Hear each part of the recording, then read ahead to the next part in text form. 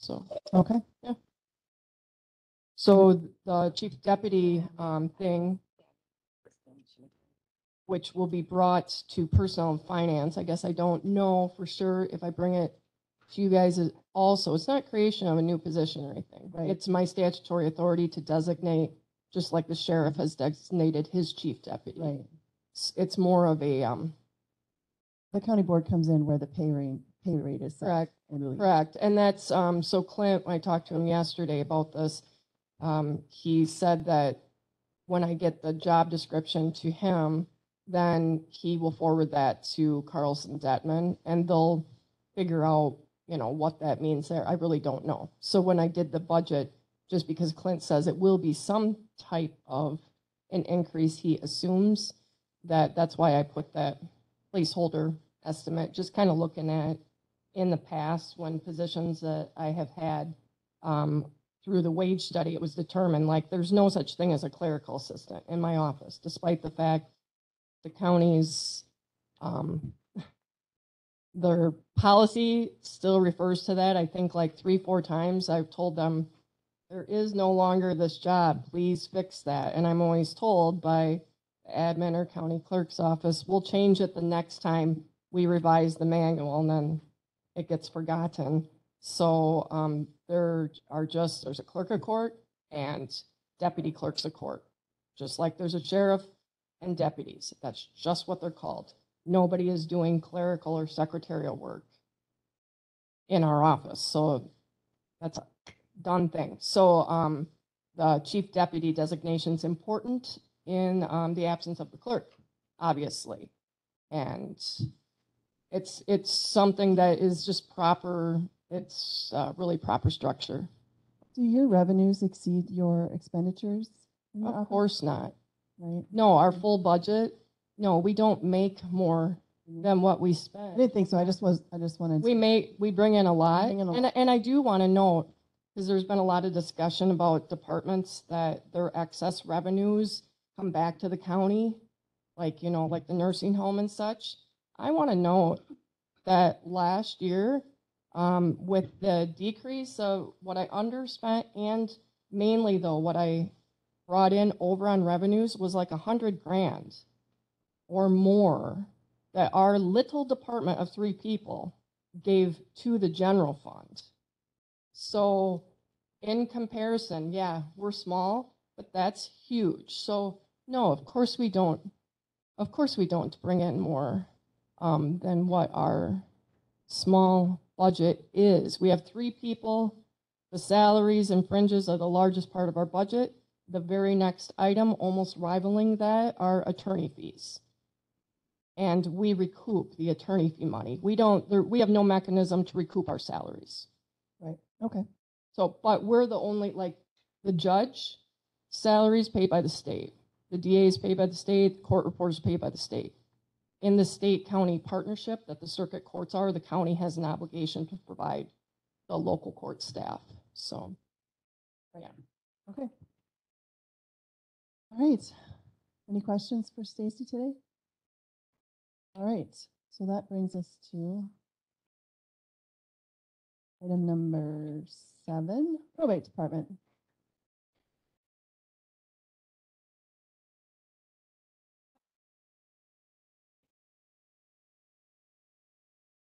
Your mic's on.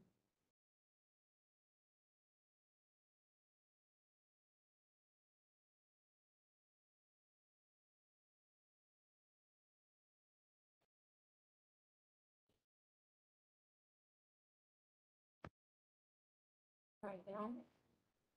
Can you hear me now? Yep. Let me pull the file.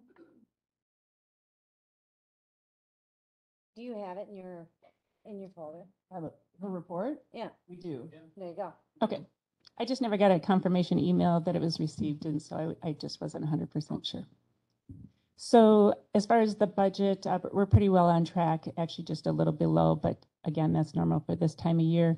The biggest thing, we've been in transition with our new judge, Judge Lisa McDougall. So it's been very, very busy. She has been, had kind of been thrown into the fire, as we say, with busy days and going in. So that's kind of been our focus right now. With the budget is just the transition with our new judge, and she's very busy with going to Iowa County and Bergen County and learning everything of all the different types of cases. So that's what's been going on in our office with it, in addition to all of the regular things. I don't have anything new.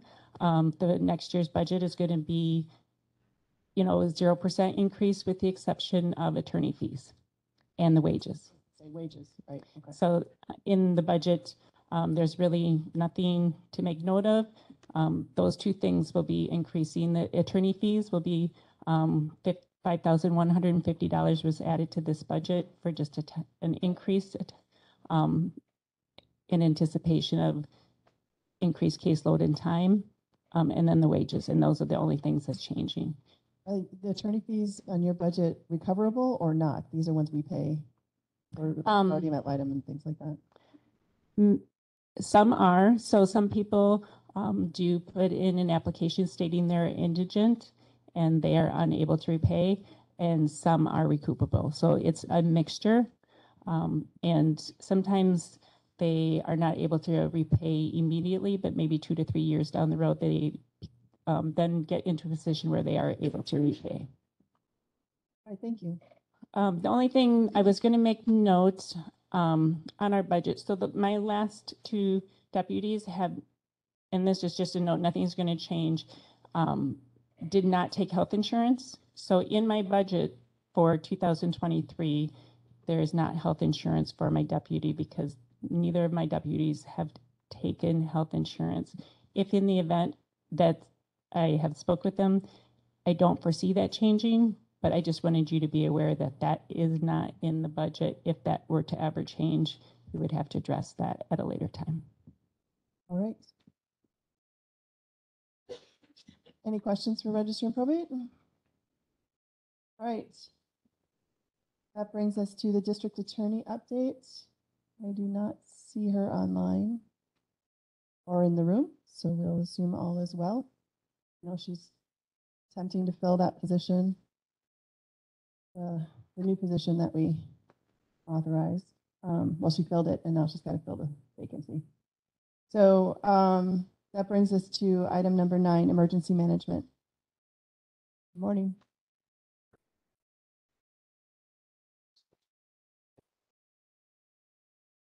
Okay, can you hear me okay? So in your folder, you should see budget proposals for both the emergency management and the LEPC. I use a spreadsheet on my own so that I can calculate on the side the plus or minus the difference in that. So you should see that. Darren, before you get going, do you want to just briefly explain what the LEPC is so Sure. that everyone here understands that we are them? Yeah. So the LEPC is the Local Emergency Planning Committee. It is mandated by federal code and state statute. And it's made up of elected officials, EMS, fire, law enforcement, hospital, public health, and representatives of the businesses that we have in Richland County that have extremely hazardous substances or chemicals on their facility. And we have 14 of those located throughout Richland County. And that group oversees planning guidance, exercise, and training when it comes to response to hazardous materials. So, apologize, we're not supposed to be using acronyms. That's a big issue in emergency management. Yet here I am. I'm using acronyms again. So I'm sorry, one more question on that. Will all of those people be invited to this group to meet at some point, or do they meet separately? Do the other people you mentioned meet separately from us? How? Yeah, so the LEPC meets at minimum once a year, typically twice a year. And there are 2 county board members that are on that committee. So they're their own committee by federal code. They're kind of a subcommittee of this one. Right. So they have very limited authority other than overseeing of particular grants. But most of the stuff comes back through public safety. And their budget is to spend money on your time, essentially? No. No. Nope. The budget The LEPC budget consists of part of the salary for our hazardous materials planner, our hazmat planner, which is John Heinen. Part of the budget is for the agreement that we have with the hazmat team out of Vernon County. So Richland, Vernon, Crawford, Iowa County all participate in a 4-county consortium for hazardous materials response. And so every county pitches in between $7,500 and $10,000 a year annually to make sure that they're trained, equipped, and so on. There's money in there to conduct training exercises. And then there's just a little bit of money in there for expenses such as copy paper, ads that we have to publish by law, and some new equipment. So it's a pretty small budget and no personnel other than the contracted services that we have. All right, go ahead. Sorry to keep interrupting you. It's okay. I get questioned all the time of what does emergency management really do. So in the emergency management budget, the proposal that I gave to you ended up being a 1.75% increase. I was able to absorb most of the salary increase. Well, I shouldn't say it that way. I was able to absorb $400 of the salary increase, so the budget will be approximately $1,250 more than last year. There will be a reduction in revenue from last year. In 2022, emergency managers across the state, all county emergency management departments received some ARPA funds from Wisconsin Emergency Management, and I'm not foreseeing that we'll see that again in 2023. And I don't have that exact number of what that grant fund will be, so I don't have an answer if you have the question on what is the hit to tax levy. But overall, the only real increase is salary increase for the budget. I'd like to real quick just go over, there was a document that was sent out by the administrator on the budget summary, and there were several questions in there. Mandated services versus non-mandated, and emergency management doesn't really do anything non-mandated. But there was one question that was in here, and it says summarize the cost impact to maintain services at a 2022 level and provide recommendations on how to do so. And I noted in here that with this budget that's being presented, and it's a similar budget that I've had to present for 17 years now, there are no monies set aside for a disaster. So, when we got hit in 7, 8, 13, 16, 17, 18, the tornado, there was no money in the budget for disaster response. So we try to recoup as much as we can if there's a declaration. We've had several years where there was not a declaration and the budget goes over because we still have that response. And so a thought that I would wanted to propose, and I'm going to put it in this for finance and personnel, is considering maybe a lapsing fund that goes under emergency management. And if we do have a year that, we have even $1,500 left over in the budget, it could go in that lapsing fund. Maybe we secure some donations for something and we can put it in that lapsing fund. Grant funds become available, and maybe they could go in there. So maybe over time we could build that up. I know it's not, something that we do right now, but it would be one way to be able to have some kind of a disaster fund set up. So when their response happens, we're not automatically in the hole waiting for FEMA, which could take 2 years to get reimbursement. So, Seems logical. I mean, it's Savings account for a little bit emergencies. Goes a long way with each one. So When we have an emergency, what costs are associated in your department? Would it be staff time, like all the overtime, or is it? yeah, so we get pretty creative with that. So we got some volunteers throughout the county that will come in and help staff the EOC. Obviously, overtime can impact every department because if there is flooding disaster, you've got highway that's impacted, MIS, Sheriff's Department, Health and Human Services, zoning, that are all impacted by that. So the response cost really comes into, you know, the extra manpower for road closures, immediate life safety response issues, sandbagging, renting pumps, generators, because we don't have any extra pumps anywhere. Time in the EOC, and being that I'm the only paid position with the emergency management, I've cross-trained some of our part-time and full-time EMTs. So it's kind of one of the benefits of having those two departments under the same department head. So if the EOC is open, I have a part-timer that used to work in the EOC as a Red Cross representative. So I've tapped into that. They're already being paid when they're there. And yes, if there's an ambulance call, they have to leave. But it is a way to kind of offset the cost, you know, through that cross-training piece, I guess. So, but, you know, aside from damage, sure. Stacy, can you guys take your conversation outside? I'm sorry. It's okay. It's hard to concentrate on what. Thank you. Thank you. No problem. All right. So go ahead. So, you know, the cost to the county when, I'll use a flood because that seems to be the one that we deal with the most. It can range anywhere between 30,000 and 70,000, not counting damage to facilities and roads. So that impact is going to be felt right away. At minimum, we're only going to get 87.5% of that recouped. From FEMA. Yep, from FEMA and the state. So that means we're on the hook for 12.5% every time a disaster hits, if it qualifies federally. Right. And we've had some pretty big events in 2019 and 2010 that did not. We just missed the threshold. So those are costs that we just we had to absorb, Right. and the budget was over. So Okay. Thank you. Yep. I think it's helpful for us since emergency management is new to this group and there's new members in here. I just think it's helpful to have some background.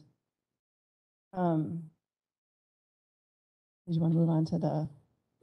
Were there any questions from committee members on the budget, or any suggestions that you'd like to see in regards to the program? That was one of the questions that was in that budget summary. What did your oversight committee have for suggestions on the program? So, I mean, I think that there's certainly things that I'd like to see the emergency management department being able to, to sort of broaden the scope that we've talked about before that have monetary consideration. But I think we should talk more about exactly what we would like before, what we're kind of some of the goals that we'd like to see happening before we attach a price tag to it and put it in a budget. So I think maybe for next year, we would be talking about whether there's any capability to expand the budget to encompass more. Mitigation. Yes. Yes. Yeah. I mean, and at the end of the day, I could give you legitimate studies that have been done by both in academia and in emergency management, both at state associations and national associations, not just FEMA themselves, where for every dollar you spend on mitigation, that community saves $7 when the next disaster hits. That is a huge return on the investment. It's always that, how do you get that first dollar spent, to be able to see. Well, especially in our current financial conversation that we have here. But there's, get the people to the table and have that conversation, and their private-public partnerships are huge bonuses to be able to move some of that, just get it started. Well, I look forward to having those conversations over the next year. If I may, with your permission and the committee's approval, 9B, if we could hold on that just a little bit, because I'd like to have John Heinen, the planner that's doing the work, be available for questions as I go over that. Okay. And he should be here in a few minutes. So we'll come back to you. If that's okay. Sure. And the district attorney arrived, so we can go back to her. Item number 8.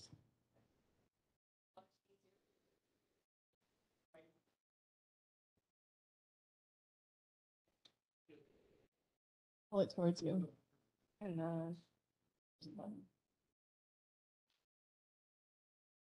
Thank you very much. No, I won't do it like this. Hi, good morning. I'm Jennifer Harper. I'm the district attorney. I have to say it's much, much, much easier for me to make it to this meeting when the judge is in the meeting, right? Usually I have to be up in court doing the things that I have to do in court. So I appreciate Judge McDougall coming down, doing her thing. That's helpful, I think, for everyone. In any event, the most interesting thing that's happening, well, I'll back up. For the people who are new on this committee, the district attorney's office is partially paid for by the state and partially paid for by the county. That came out of a historical compromise that happened in the late 80s. So, so county pays for part, state pays for part of it. The majority of the cost to run the district attorney's office is paid for by the state, and that's namely in the salaries of and benefits of the two attorneys in the office. However, we do get some, so required by law under Chapter 950 and Marcy's Law, which is a new amendment, newish, to the Richland County, Wisconsin State Constitution. We have a victim witness coordinator who has certain duties. Those duties have expanded tremendously over due to the new law and the new requirements of the law and the advent of Zoom. I think Zoom court is an absolute boon for victims. Once upon a time, victims, if they wanted to appear in court, had to physically come here to come to court, which puts a burden on victims, in my view, which is unfair, right? If you are the victim of a crime, but you live in Baraboo, but let's say there was a OWI crash here in Richland County and it's being prosecuted here in Richland County, that victim of a crime would have to take off of work or get daycare or do any of those kind of things and physically drive from Baraboo to Richland County for a 5-minute hearing because it's a status, right? And we're just kind of kicking it down the road for completely legal, understandable, although perhaps irritating reasons, and then take another hour to drive back to Baraboo. So not only has the law changed, but the Zoom is a boon to victims. That also means we have a lot more victim contacts, right? Because before every hearing, then we have contact with the victim to explain what's happening at the hearing, and then whatever happens at the hearing. And people are generally not sophisticated about what happens in court, right? We all understand what we see on court TV, not what happens in court. Court's certainly not as interesting as court TV or television shows or movies. So what happens is we do what we do in court, and then the victims, we have another contact with them saying, this is what happened. These are the words we use. They say, well, what does this mean? What did that mean? The defense attorney said that. What does that mean? I'm really mad about that. And then we have victim witness coordinator who can explain all those kind of things. So there have been a lot of changes in that between the change in the law and the advent of Zoom, which I think is excellent for victims. So that said, when it comes back to the budget, once upon a time, the state, as we all well know, likes to have unfunded mandates, right? In every place, in every way, county has to pay more and more stuff. We're requiring the county to pay more and more stuff in this department, that department, all departments, and they're not paying. So this is not unusual, and this is what had happened with the new position, which I'll get to, which has already been authorized and budgeted in the budget. When Marcy's Law passed, Chapter 950 passed, and this was back in the early 2000s, the state wanted. I think your battery died.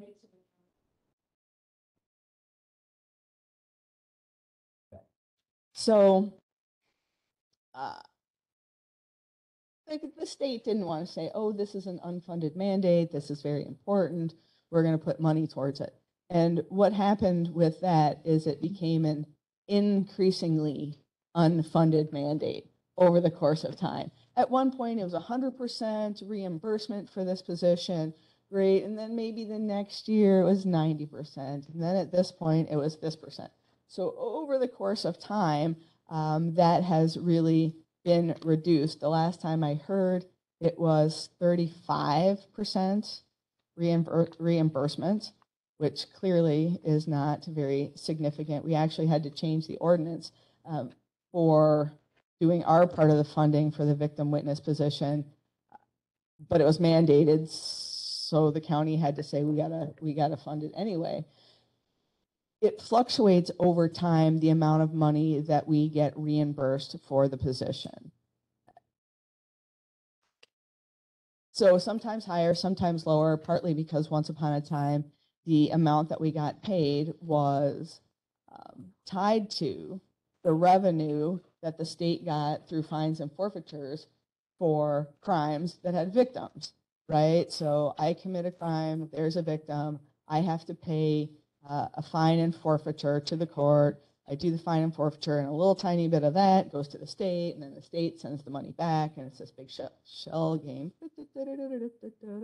right? So what happened then, when the economy tanks, no one's paying their fines and forfeitures. I can't pay my $250 to the court because gas prices have gone up by 3 zillion%. So it's either I'm going to pay this forfeiture or I got all these other things to do, right? Very similar to the things that we all have to do with our budget when costs go up.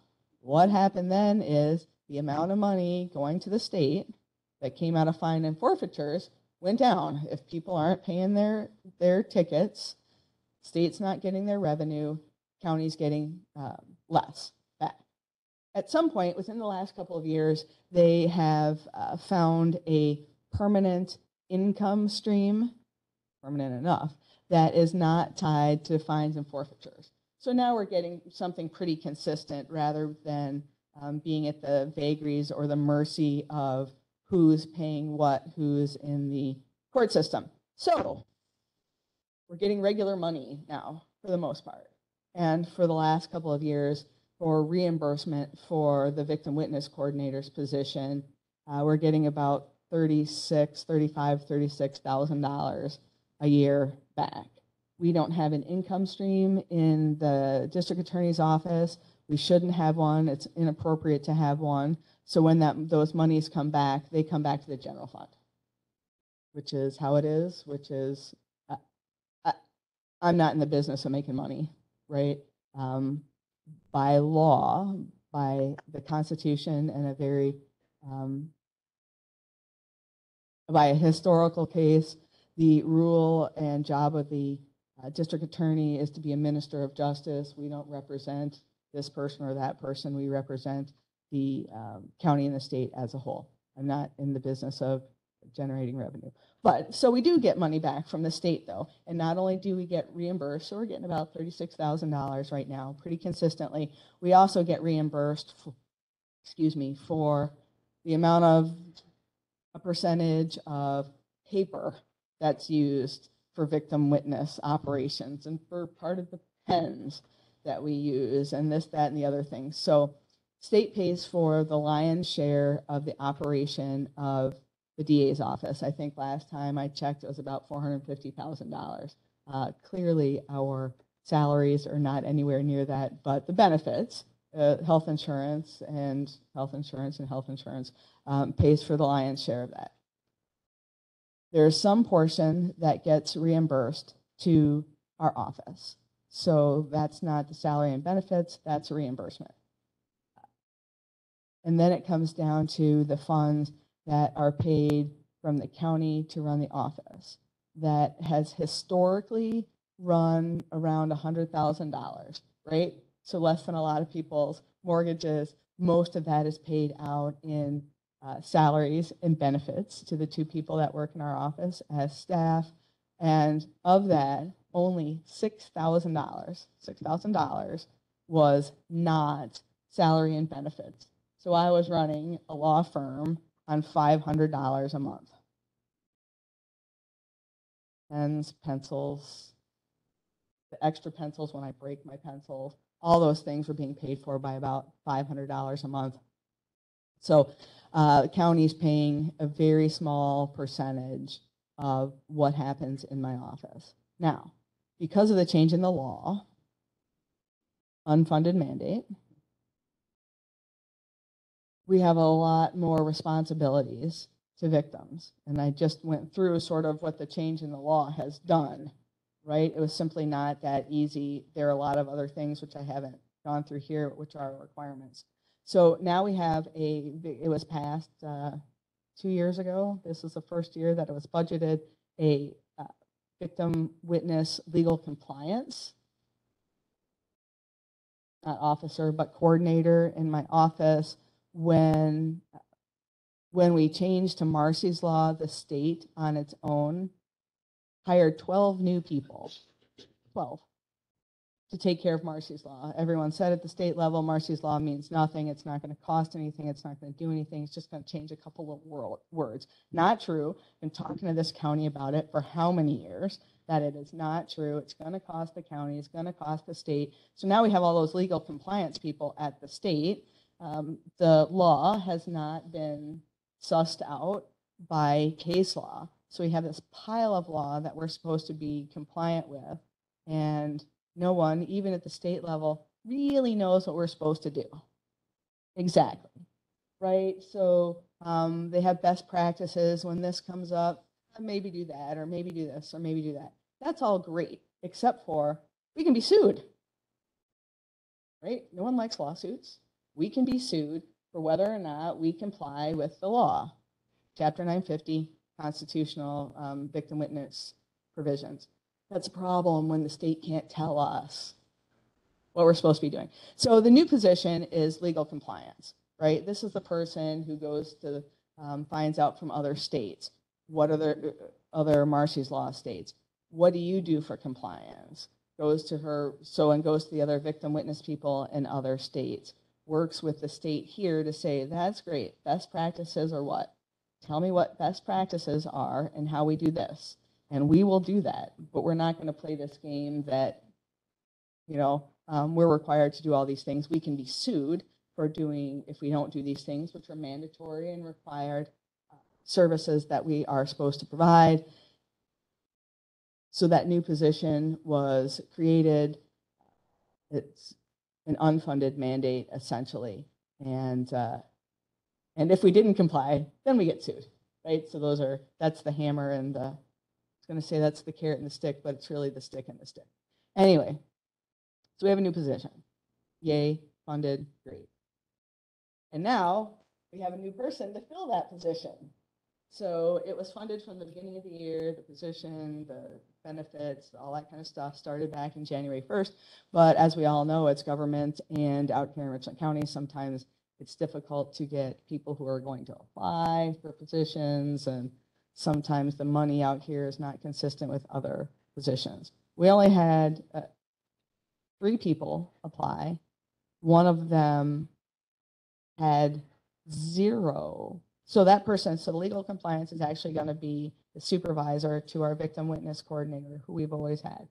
We had one person who applied from one of the prisons, and they had worked there for a number of years, maybe 10 or 15 years. And what they primarily did was medical for prisoners, handed out meds, did the blood pressure cuff, and did things like that. So not clearly not qualified. He also had brewing on one of the things that he was good at. So I thought that was kind of funny that brewing was on his list of things that he was good at. So then, and then we had one other person who is a social worker. I always prefer the devil I know to the devil I don't know. But this was a supervisory position, a legal compliance position, and this individual certainly didn't have any of that, didn't have any victim contact, didn't have any of those kind of things. So, so Andrea Fields, who's worked in my office now we went through the process and all the things that were required by the hiring process. And she has worked in my office for 16 years as the victim witness coordinator. And then she worked for the county for 7 years prior to that across the street as a social worker in Children Protective Services. So there we go. So that's great. And now I've got to get the next person down the line on board. So I've got to fill the position of victim witness coordinator. We are going through that process. That has been or shortly will be advertised. It's being advertised in the Observer, the Shopping News, on Indeed, which didn't exist when I was a young person trying to get a job, but it's a employment platform on this thing called the Internet, the World Wide Web. And then it's also posted on the Richland County website. So all of those things say if you would like further information or a full description of the position, it is present in my office. The reason I do that rather than just say you can get it here or there on the internet is because you want the job, come find out about it. Right? Come get it, instead of at the middle of the night having some guy who is good at brewing flip through this and say, hey, this is it, because I don't think it would keep people from not applying, even if they saw the whole thing and were not qualified. So they have to come into my office. That's a couple of things. If you want the job, come see me too. We get to see how people interact with my staff. Sometimes people are quite rude with staff and they want to play kissy face with the boss. That's certainly something that's of interest to me as a hiring manager. And so those applications are due on the 19th. The interviews for that will be a week later on the Thursday. If there are people who have comparable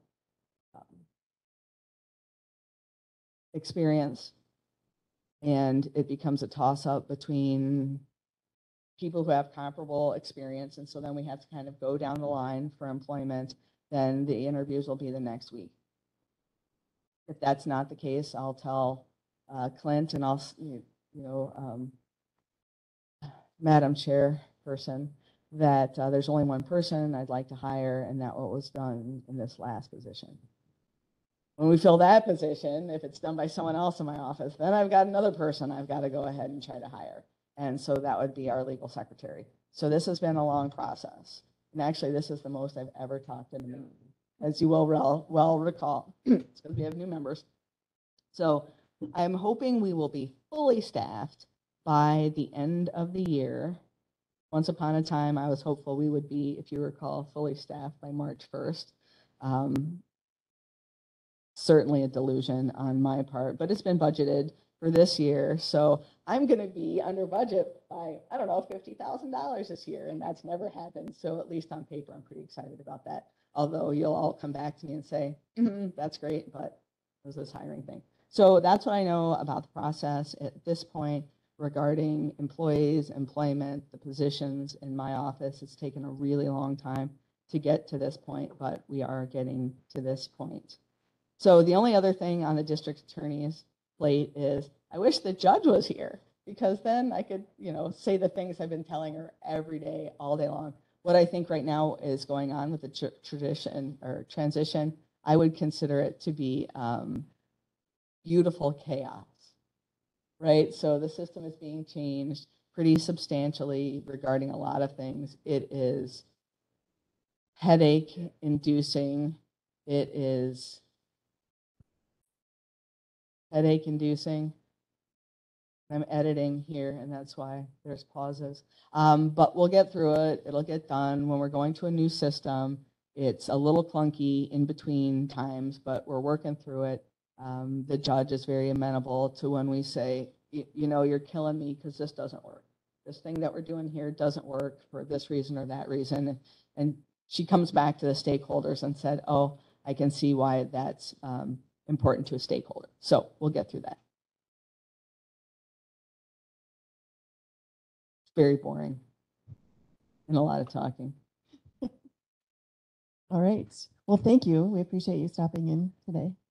And I think this is the first time you've met some of the new members. Is. And I can say it's a lot easier for me to come to these meetings. Usually Judge Sharp was on the record at 9 o'clock. So I'd sit and wait for my turn and then have to say, see you later, because I was in court. So if I've got a judge here, I can be here. Yay. Thank you. All right. Thank you so much. All right. So that brings us back to emergency management, right? So Take it away, Darren. What document do you want? Probably 9A.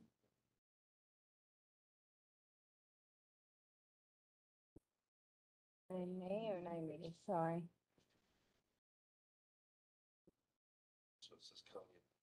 Oh, yeah, 9A.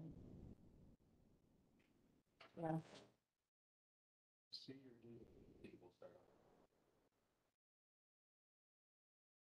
Well, wait, I'd like to follow you to.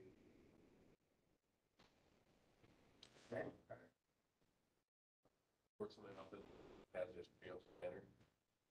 John's actually been surveying Richland County.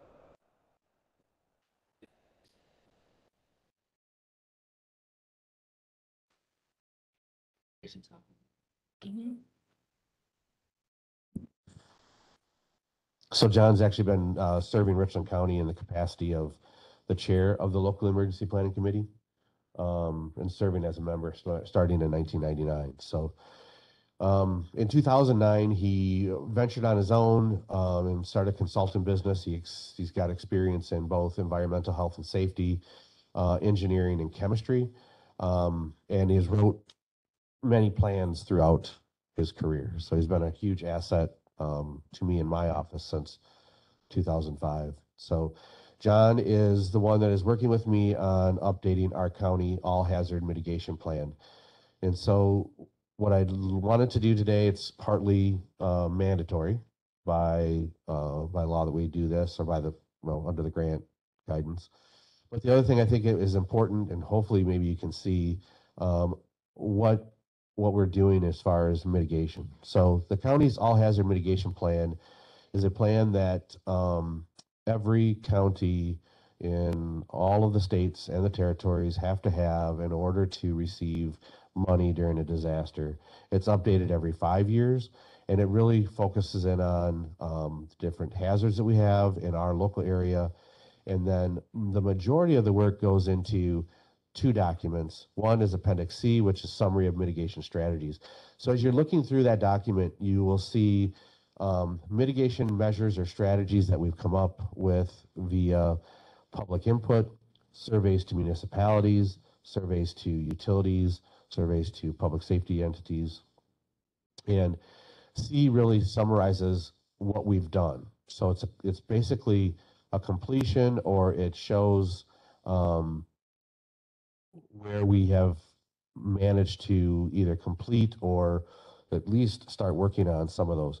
Some of those mitigation strategies were elevation of homes on Grove Street, assisting with WRCO moving out of the floodplain, working with the town of Henrietta on finding grant funds and re-engineering a couple of their roads that consistently were flooding out, doing a buyout on a severely repetitive lost property in the town of Eagle.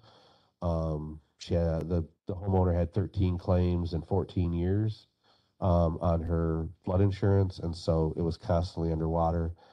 Other mitigation strategies would be working with utilities. So we worked with the Richland Electric Cooperative after the 2008 flood, and they identified several mitigation strategies that they had as far as their power distribution.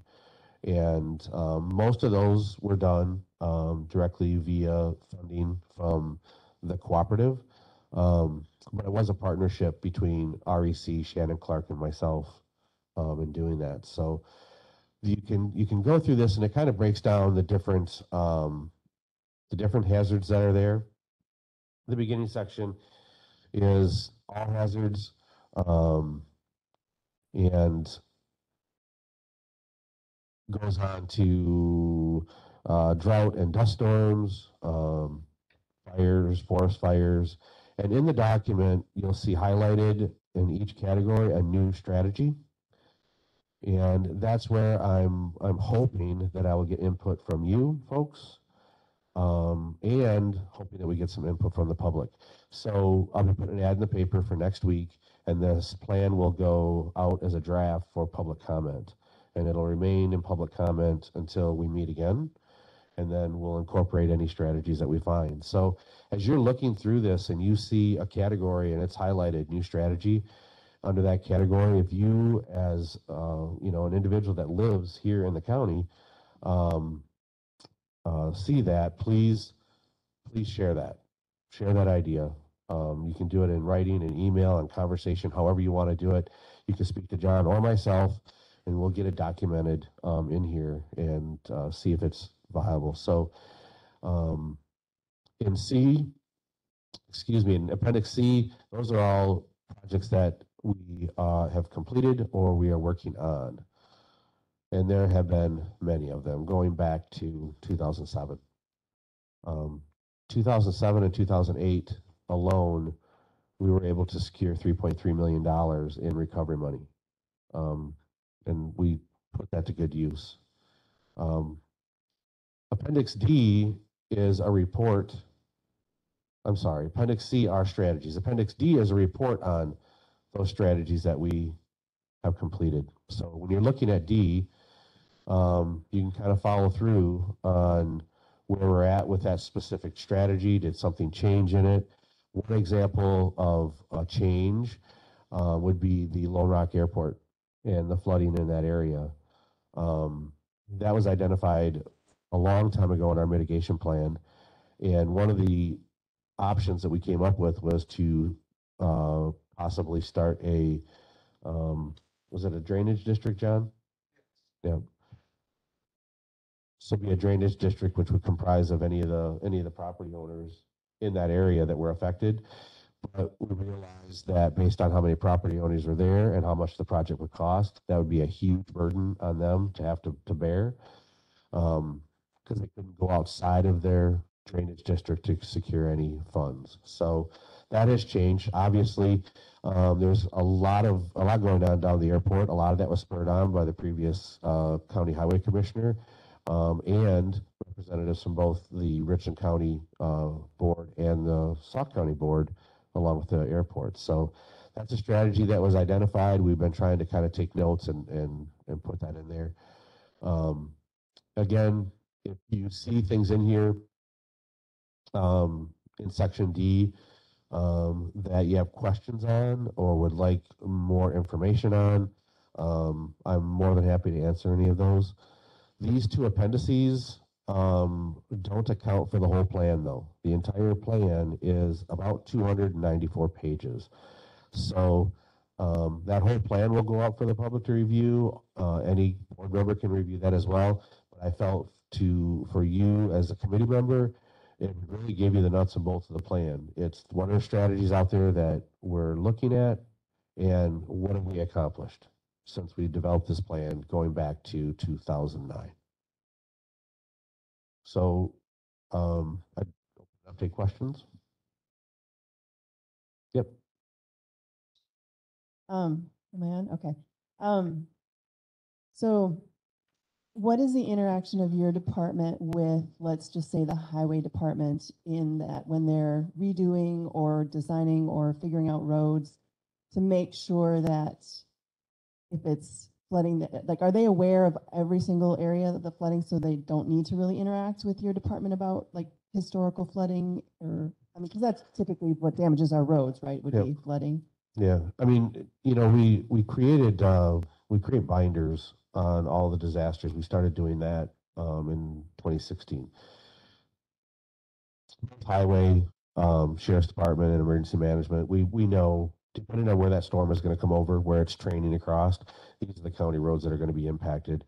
And there's we've got the hit parade of the ones over and over and over again that are impacted. Part of this plan, what we did is we sat down with Josh Elder and wanted to hear directly from him, what roads would you like to see as the commissioner improvement, and what would those improvement be? Would it be is it complete re-engineering? Is it ditching? Is it ditching and culverts? Is it, what is it? And so we want to put that in the plan.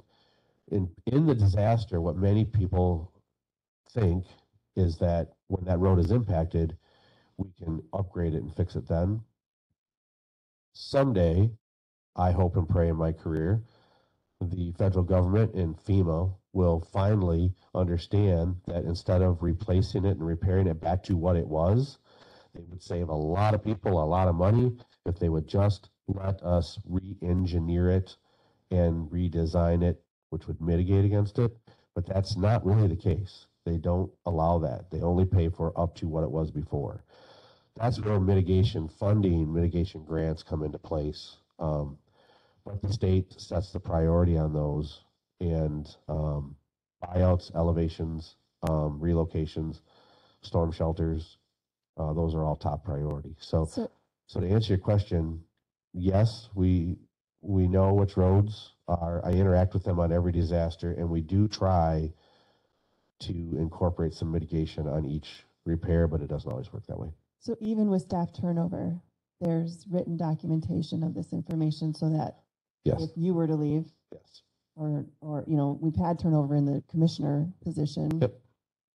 Okay. Yep. And then, so I've always had this, since I started on the board, this idea that I'd like to have, be more mitigation minded. So we're being proactive rather than reactive across departments. Like, how, is there a place in this plan where you set goals for communication within the departments of the county to talk, to help educate what they could be doing that might help us mitigate some of these issues that happen in our county?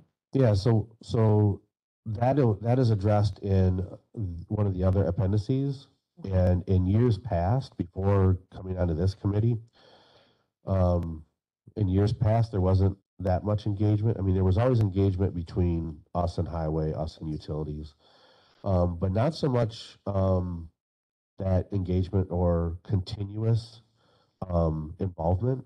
And so there is an appendices in here that we put in that allows for that. So in between updates, if there's a conversation between us and zoning, That's what I'm us and thinking. UW Extension, Zoning. us and land conservation, and they're like, hey, what about this strategy?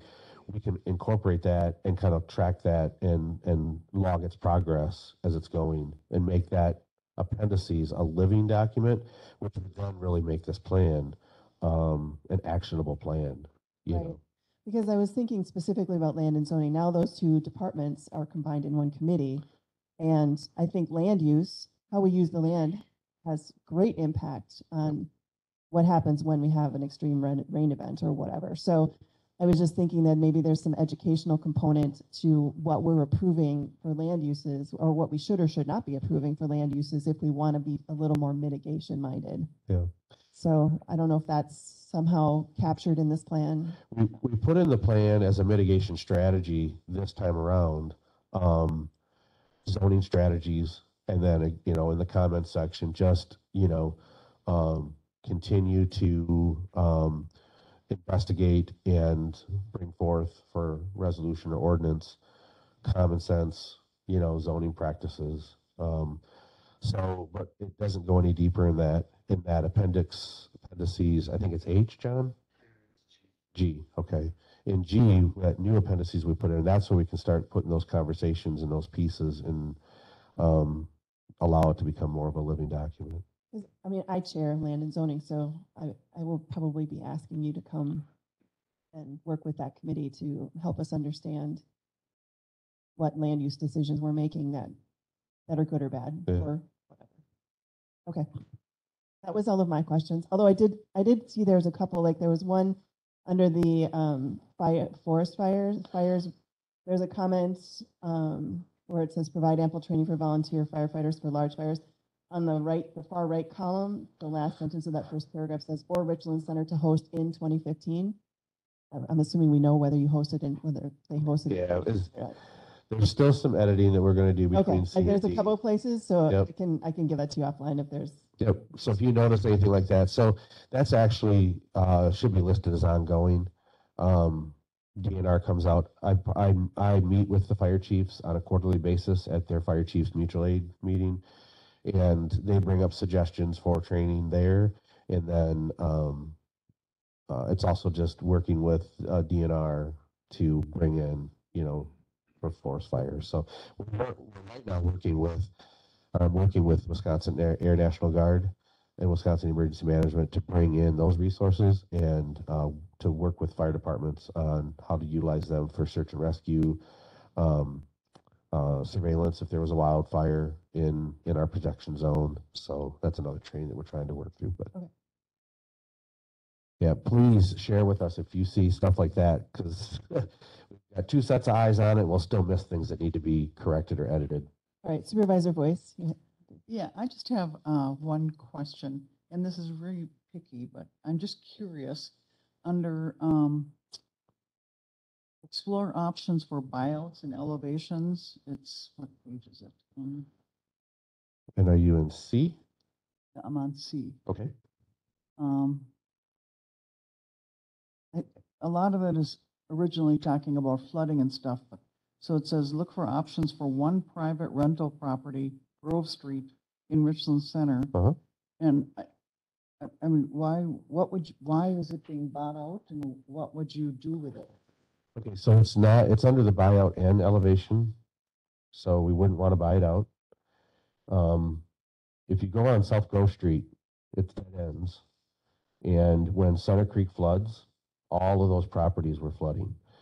And every time we were able to secure grants funding to do elevations, that property was either not in ownership, or it was a rental, or it was currently it's owned by a Cranberry Company in Warrens. So we're not able to put federal money towards it because those grants require the homeowner to put a portion in. That's the only property left on Grove Street that's not elevated. And because we've elevated all the others, we pushed all the water right into their basement. So the people that are living there have to deal with that every flood. And so John and I actually were talking about this the other day. How do we put this on a calendar so that we can monitor if that ever goes into ownership by an individual, that we can then reach out to them and say, hey, now that you own this property, there's a potential for us to get some grant funding. You're going to have to put some money into it, but you'd rather put money into it now to get that property elevated than, before.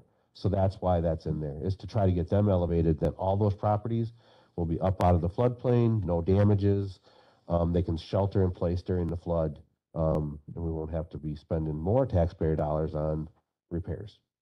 So good question. Thank you. Supervisor Frank. Yeah, so you're working with the state and the feds. Where are you pulling your maps and your map data, whether it's the flood control or a mitigation thing or an incident that happens? Where are you pulling that data from? So we get that from both our GIS department, and then we pull some maps from DNR. And right now we are trying to utilize HAZUS, which is FEMA's GIS application, but it's got to be installed on the computer in the EOC. So that is actually a zoning strategy, or it is a strategy that I have identified. Yep, just trying to find it.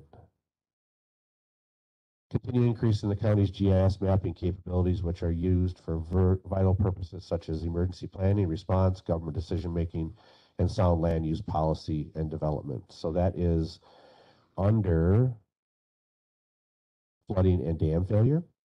And it's right below where it says new strategy public.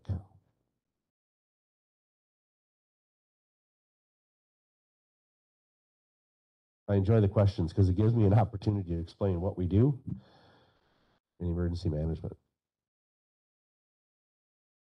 Anyone else have any questions or comments? One other one that came up, I think it was last time by Supervisor Voice, was Sirens. And so we did put in here, look for opportunities to either fund or support Sirens in Sextonville, Gotham, Town of Buena Vista, and a couple of other areas. So that is a strategy that's in here as well. If we can find funding to assist the townships with that, then we'll certainly do that. The unfortunate thing, and that's always as funding becomes available and it's like, well, Yeah, there are some strategies that are more easily funded than others. We went up and met with the officials in the village of Iola about 2 weeks ago.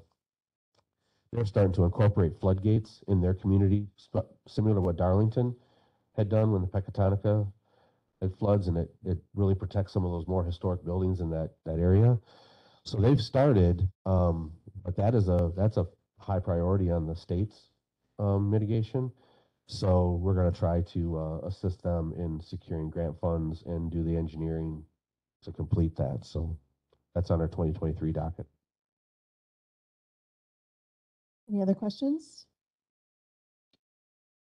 All right, thank you. Yeah. So I'm assuming that if anyone has any comments or thoughts that they come up with, they can just send them directly to you. after Yeah, this. either myself or John. John is the lead on this project, so you can get it to both of us, but we'll make sure it's incorporated. And he's here too if you had any questions about him. He has been kind of we meet every Friday for about 3 hours, and then he incorporates those ideas into. And we did reach out to every municipality, all 16 townships, all 5 villages, and the city. We've with surveys, and we've met with some of them in person that wanted to meet in person. But it's not just the county. We're gathering a lot of this input comes from all the town chairs. We've talked to town clerks. We've talked to town patrolmen, village, superintendents for different utilities. So this outreach is not just John and I brainstorming. It's via survey, and all those surveys will be incorporated into the planning document to show proof that we've done that too. So Do you want to just quick run over the timeline? So we're looking at it today, but then it's going to go up for public comments. yes, Um, yep. So we'll make the plan in its entirety available on the website. I'll work with MIS on that, and it'll be posted on the county website as a draft. And I will be doing a press release today to go in the newspaper, and then we'll put that up on our Facebook page and others. And then that really opens up public comment, and we'll continue to take public comment all the way up till it goes to county board. So it'll need to go to county board in September. So the final draft will come before this committee in September with any incorporated changes that have been shared with us. Some of the strategies that are kind of, I don't want to say no-brainer, but some of those strategies like, man, I didn't think about that. That's a really good strategy. We'll incorporate. Others we might bring before you as a governing body to say, what are your thoughts on this? What do you guys think about this strategy that was brought to us? Because I don't want to dismiss a strategy just because. We'll incorporate those, and then it goes to county board. If county board approves the plan, then it goes on to Wisconsin Emergency Management and FEMA Region 5. They'll review the plan. If there's any changes that we have to make, they will kick it back to us. But that initial, approval from county board will happen in September. And it goes to the next step in October, or as soon as it comes to county board? But it'll go right to the next step right after county board. Yep. All right, thank you. Yep. All right, so that brings us to item number 10, approve monthly invoices and other sheriff department reports. Did everybody get a chance to look over the monthly bills? And I don't think I had any, Any questions? I feel like there was one, but I can't remember what it was though. And you're still bolding anything if it would go over? Okay, but can you do that? Yeah, I'm assuming until now, probably nothing has gone over budget, but just for the rest of the committee. So in the monthly bills, I think you've been bolding the invoice column. If something goes, so if a line item budget goes over at any particular time, she will bold the invoice numbers, just letting us know that that line item is overspent. It's just my way of kind of keeping track of where we're over and underspending. So, did anyone have any questions on the bills? Have we still been doing motions for the bills, or I think you did, yeah. Okay. All right, motion by Frank, second by McKee. Any other discussion? All those in favor signify by saying aye. Aye. Opposed? All right, the bills are paid. I do have a question on the budget document that Amber sent to us via email. I just want to peek at that quick and ask a couple questions. So let me just get back to it. It's not in our folders. It's yeah, Amber emailed it to us a couple days ago. No, okay. So my question is, well, first, just a comment. It looks like overall we're like, for the most part, right on track for spending or a little bit under. I just was gonna, the one place that I saw that I wasn't surprised about was in the jail, the overtime is already over and we're only Jail 7,000 and road were both over. over already in the overtime. overtime categories. I mean, the budget as a whole is still doing okay. I'm assuming that those overtimes are probably going to continue, so it's going to be. So how are you addressing that in the 2023 budget? Did you leave the number the same or did you increase it? We initially increased it when we were gonna take out the position, we increased it, but then we left it the same. With one of the other, well, I guess we can talk about that When more. we in the get to the budget budget? stuff, Okay. yeah. Yeah, all right. I just, because, so for the rest of the committee, so when we look at these budgets, what I'm usually looking at is the percentage. So, we are, I think, 58% of the way through the year. So if you look at that far right column, it tells you what percentage of the full budget they have spent so far. So if you look at, if you go like, so it would be page 3 at the bottom where it says total general fund, that percentage says 57%. So in the administrative section of their budget, they are right on track as far as their spending. If you go to the next one where it includes the deputies, that section is at 56%, although as he noted, the overtime is over budget in both the jail and the. So that's the kind of thing that we just should keep track of, just to make sure, so that if there are questions, if they get to a point where they're overspending, that we have the conversation about what's happening, and especially when it comes to budgeting for the next year, because we want to be making sure that we are budgeting Appropriately. accurately and not under budgeting something knowing we're going to overspend it.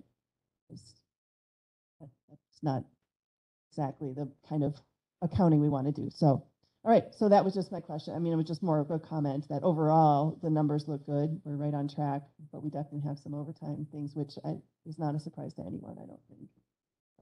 Okay, so that would bring us to your monthly report. Do you want to hit that next? Yep. Okay. Monthly reports. For July, we're stayed the same for bookings at 72. Average inmates housed in the jail were at 35, which is about almost two more than we had last month. Monthly complaints, we've almost doubled for July. We're at 445. None. It's been crazy. So June we had 249, so yeah, up to 445. Traffic citations are a little bit higher, 67 compared to 53 from June. Are we doing the traffic grant yet? Traffic grant is still going on. I think we're getting pretty close to ending the traffic grant for the year. Civil process, that's still at 21 for the month. Transports slightly up at 15. And average number on electronic monitoring, we're up 1. We did order a couple more bracelets, and I think we're going to be out at 8 people on the bracelets, I think now. So I did notice that the numbers in the bottom left corner there under jail activity, those seem really high, especially the EMS and the Richland Center calls seem really high. Yep. Calls for service was 585, EMS 101, and call for RCPD is City's crazy. 159. July's been a very, very crazy month. Any clue as to why? It's nice and warm. People are getting out and being active. And getting in trouble? Yep. Interesting. I'm sure the statistics are very interesting if you start looking at full moon and things like that.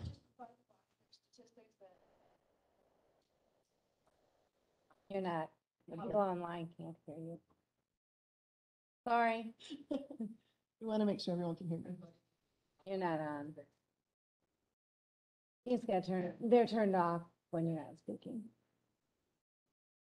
Yep. Forward. I prefer the ones. All right, just by the by, I'm breaking in is that US DOJ has statistics that are broken down per crime. And it's interesting because they don't all go up and down at the same time. Burglaries go up at this time and sexual assaults go up and down at this time. So it is strange. Okay. Well, so you guys are hopping. We're So busy. busy. Yes, Yeah. we're busy. Okay. Hence the numbers in the jail and Yep. yeah. And for you that didn't see, on Tuesday as well, we had that search warrant where we arrested 9 people from one house, so. It was a busy day that day for sure. It was, and then there was the Yeah. National Night Out the night, that same evening, yeah. Correct. Busy for you guys. Okay, anyone have questions or comments on the activity going on in the sheriff's department? All right, so do you want to Relevant mileage? Or- mileage. I was That's talking about- later. Oh, that's You wanna do the later. Yeah, budget? you're right. Okay, yep. You want to hit right into budget? Sure, I'll go hit the budget. Let the fun begin. Let the fun begin. Yep. So on the budget, there are 2 different budget summary sheets that are in there. One, these are, at the discretion of the administrator, if we did exactly what he recommended for the budget. And it would be a 3.1% increase. We'll go into more detail about those items in that budget in just a second. And then the second budget that was put in there was including the jail administrator position. You're talking about 10.5210, no jail admin versus 10.5210. Correct. Yeah. Yep. But there's actually another sheet that we put in the folder. It just says budget summary sheets. It'd be down under like the squad assignments. I think it's 11, item 11, 2023 Sheriff's Department Yep. budget. Correct. Yep. Okay. So the one just reflects the no jail administrator position with the increase of 3.1%. And with the jail administrator's position, a 5.4% increase.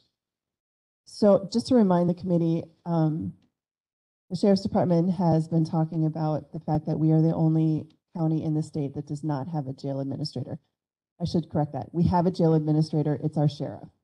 No other county does it that way. Everyone else in the state has a specific person designated as that's not the sheriff. It's its own thing. So we had intended to put that in the 2023 budget, but if you have listened to Administrator Langrick's recommendations, this position has not been included in the next 5 years. I think he crossed it off all Yeah, 5 years. he- Maybe it was in the It was fifth, just for the- 2027? I think it was just for the 2023, it was supposed to be crossed off. Really? I thought I saw lines through, like, it was only, it's, I thought it was just for 2023. I could be wrong, but I thought it was Yeah. for just for 2023. but you're going to propose to finance both budgets, Both one with it budgets. in and one with it out Yeah. with some explanation. So do you want to go through the explanation as to why you think it should be included? Sure, we can start there. So obviously, like we just talked about, the jail overtime budget's already been maxed out. And with the jail administrator position, that could eliminate some of that overtime. That person would be available to help cover shifts in the jail during the daytime. This position also would help eliminate some overtime for the road, as they would be a 3-tier type of position: a jail administrator, transport officer, and court security. Crawford County also does this position this way, and they're not the only person as a transport or court security, but they're kind of the head person to take care of those issues. And they said it works really well for their department. And obviously, being a smaller department like us, that's the only way they could incorporate that into their budget to eliminate some other cost. And part of the way that we've talked about funding that position, we this year started taking state sanctions through probation. And with those sanctions, we've put in the budget under revenues, under the budget summary sheet, an increase of approximately $108,000 is what we're hoping to get from the state sanctions. Do you want to explain what sanctions are for? Sure. those who don't So understand? people are on probation. It's pretty much we're getting paid for them to sit out their punishment for probation purposes. Instead of paying- The state will pay us. Exactly. to house State will them. pay us to house them in our facility. I think it's $57 per day. Where would they stay if they weren't here? They would have to find some other facility, either a state facility or a different county that's taking them. I know Vernon County just started taking other county state sanctions from different probation agents as well. So with the $108,000, if we stayed on track of kind of the revenue that we've seen so far this year from the So essentially, you're saying you'd be able to cover the cost Cover of the the jail cost of the jail administrator administrator by plus benefits. increasing the number of sanctioned inmates that are in our jail. Correct. And as we've talked about before, that kind of is a, catch-2 on is you have more inmates in the jail. That puts us over that threshold of 32 inmates. Could push over that threshold, and then it's mandatory overtime for staffing. We have to have at least 3 staffing members in the jail if we go over 32 inmates in the jail. So it could go both ways, but hopefully with that jail administrator position, that's part of the reason we threw that in the budget with the actual sanctioned money.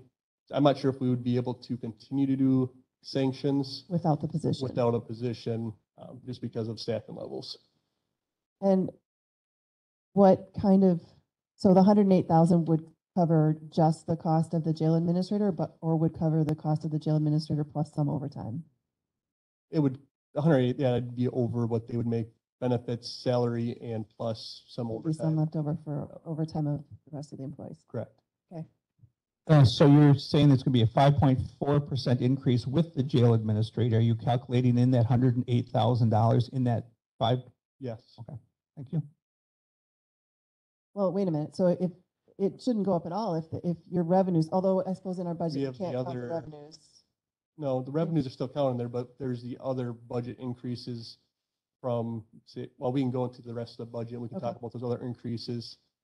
So, I mean, really it'd be only a step, I mean, from 3.1 to 5.4, that's all that increase from 3.1 to 5.4 is just the jail administrator position. Right, but what I'm saying is if your revenues are covering that and you're putting that in your budget, then it should stay at 3.1 if there's, right? Am I? That's what I'm thinking. That's why I'm trying to calculate where this is coming from. It would seem that the budget would grow. It's just there's more revenue too. Right, but wouldn't the percentage stay the same? I don't, if I may, I'm just thinking that you're going to see an increase in the budget because you're showing X operational budget It's dollars. just Yeah, it's a and then an over, increase. right, okay. So what you'd see is a reduction or increase in the levy that's going to the department. And it'd probably be a reduction by 108,000. Sorry. Reduction that, but the whole overall budget would still go up by 5. Budgets, okay, now I'm understanding it. Okay, thank you. Took me a minute there. So any questions as far as that jail administrator Summary? position, and we can go into the other parts of the budget as far as increases? So you had instructions from the administrator to actually increase several line items, Correct. which was gas, Gas price, electric, heat, telephone, internet, our SRT fund, DTF. What else was in there? he instructed you to increase all of those All those areas? things, correct. Okay, So everything that's been increased on here was at the at the instruction. instructions of the administrator. Administrator. And that's, I guess we go through the budget, we can start and go through that. Said training education, there was an increase of $5,000 going from 8 to 13,000 for the road. We've talked about it over and over again. You need to train your deputies. You have to provide training. Definitely. That way we don't have to worry about, issues that come up as far as like active shooter, complaints and stuff like that. Lights, we've increased that by 3,000 for next year from 10,000 to 13. Telephone from 11,000 up to 16.5, 5.5 increase. Heat from 2,000 up to 2,500. Gasoline was the biggest jump, obviously, this year. We're already over budget for our gas. We went from 40,000 and budgeting up to $65,000 and a 25,000 increase. Ammo, like everything else, everything keeps on going up in price. So we increased ammo prices from 8 to 8.5. Computer maintenance. Hopefully with some of this, there's that DOJ grant that we could possibly replace some computers through that DOJ grant. And hopefully we won't need all that, but obviously we want to still increase the budget line in case we don't get that money to use for that. We're going from a $20,000 to a $22,000 jump. And your internet was 3,000, not increasing by much, by 160. SRT gear went up by 500, and drug task force went up 500. So will any of the service contracts for the new equipment associated with the radio tower, so let's say the dispatch console, will any of those service contracts come due in 2023? They wouldn't start until 2024 or the year at whatever the year after they're Right. installed? One thing that'll happen in 2024 for the. Sorry, I forget.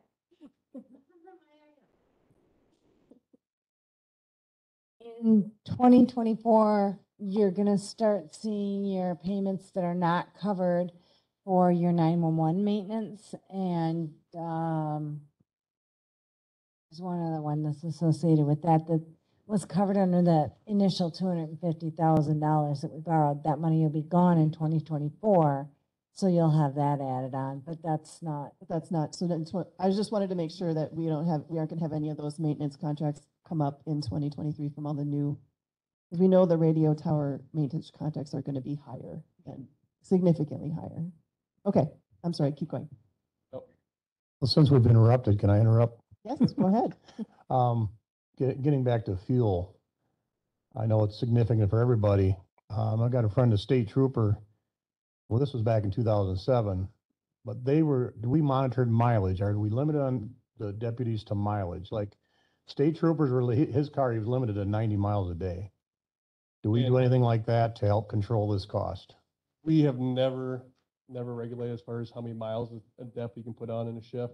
And I think most of the state troopers that I talked to during that time when they did regulate the miles, it said pretty much all that did was squash their productivity, that they would go out there and be proactive, because if they have to get to their area where they work. He could only do his area down and back one time. Exactly. I know the whole story. I was there, but just curious if it's something we can't, I understand you can't limit it too much, but we're in unfortunate times right now. We try to tell our deputies if, there's nothing going on, try to be visual, but don't be driving all over the county just to drive all over the county. But then we also get people call in that says, why isn't there a deputy driving past my place? I haven't seen a deputy for a couple days. So, yeah. They live out in the boonies. Well, that person actually lives up by Kaz, and I know we had lots of activity up there just because there's constant traffic complaints called in. So, Oh, yeah. so we don't want to regulate too much as far as deputies being out there being proactive. Unfortunately, if we restrict them to 90 miles a day, there could be a call in Viola and then go on to Lone Rock, and then they're call up in Cass, and they're 90 miles done for the day. They could be done in the first 3 hours, and then what are they going to do? Sit in the office? I think it's different. What he's talking about would be when you're just out proactively looking versus them responding to calls. They have to respond to calls. That would not, you couldn't limit their ability to respond to calls at all. So it would have to be when there aren't calls, do they just drive around, or do they sit somewhere somewhat visible to be? I guess you answered my question. You're having the conversations with them, they have to put gas in their own cars. So let's just watch it a little bit, and Especially if the prices go up more. Nope, it's definitely something to be concerned about. And they have been told to, if they're going to be in the lot for a while doing reports, that they need to shut the cars off. That some people forget. There is one car that will be always running on the lot, and that's the K9 squad. Yeah, the K9 squad has to be run. So If the canine is in it. even when it's out, otherwise his alarm will start going off. He's got the hop in there. Oh. So his alarm in his car will start sounding if it's shut off for too long. And there's no Just trees clip it. over there from the park in the shade anymore. No trees. All the trees in the parking lot. And plus, he wants if the dog goes out there, they don't want a 100-degree car for the dog to go in. It takes a while for that car to cool down. We don't care about our deputies, but we do care about the dog. Exactly. Yeah. Exactly. Right. They can put the windows down for the. But they have regulations that he's following, correct? There's Yeah. rules they have to follow. Yeah. Which, Supposed to. We're trying to regulate that. So. yeah. Okay. All right. Any other questions? Otherwise, you can let him keep going. Okay. Other increases, obviously for the jail, we increased the training budget for them too. It was only at $3,000. They need training just like the road guys do. Yeah, and we've talked about how important training especially in the current And the situation. only other real increase in the jail would be for the heat, telephone lights, and jail supplies. We increased it by $1,000. Those are the only real increases for the jail, the training and jail supplies by $1,000. Minus your increases for wages and the benefits. And then for the admin, the only increase was for salaries and benefits. And the deputies are on a negotiated, Correct. Rate They're the is 3% 3%. increase for next and year. then the three chief deputy, lieutenant, and the sheriff, as well as the two administrative positions, are the only ones that aren't included in that 3%. For the admin, jail staff would be with the 4.5% because they're not. Because they're not part of the contract. union, correct. I forgot about that, yep, okay. All right, Is there any questions on the other questions about the budget? are you ready to go before finance? We're working on it. So I'm gonna, a couple of comments. You said you increased the education for the jail dispatch side of this. I guess I want to make clear that it is a jail dispatch side, it's not just one jail or one dispatch. This is a combined group. And there is a grant funding out. We've talked about that, and I know that it's out and available now that will cover the training costs for the telecommunicators. Of course, those hours are also credited then into their jail training. So please remember that because that might be something that will save you significantly. Thank you. Supervisor Boyce? I just have a question. The maintenance contract for jail lock, will that be changed with the new system that we're? The jail lock, it's for, I know the council is gonna work the new doors coming in, or not the new doors. The doors probably gonna stay the same, but the actual council to unlock the doors will be changed, but we still have maintenance for all the other cell blocks and catwalks and stuff So like like that. physical maintenance on the door itself, Correct. not the thing that operates it to open it electronically, because you can also open it with keys, correct? Correct. And that probably all has to be adjusted to make sure. Yeah, those if the keys key are- stops working, they have to come in and they have to figure out why it's not working anymore, so. Because they have to have, obviously, if the power would fail, they would still need the key to Correct. be able to open up. So there's very complicated keys. Any other questions? All right. So are we done with budget? That's all I had for budget, unless you guys had any questions about that. All right, so that brings us to approval and discussion of jail shower bed. I would have one more, I guess. I'm Oh, just sure. glancing through this. I see you pay $2,500 in nursing fees. Is this anything like we can do a crossover, like with our county nurse handling it, since we're already paying her? That's a contracted fee through the state for, they handle all our meds and checkouts of all inmates in the jail. I don't think that's So something. it's a significant time. It kind of limits our liability for inmates' medical needs in the jail, right, by contracting through them.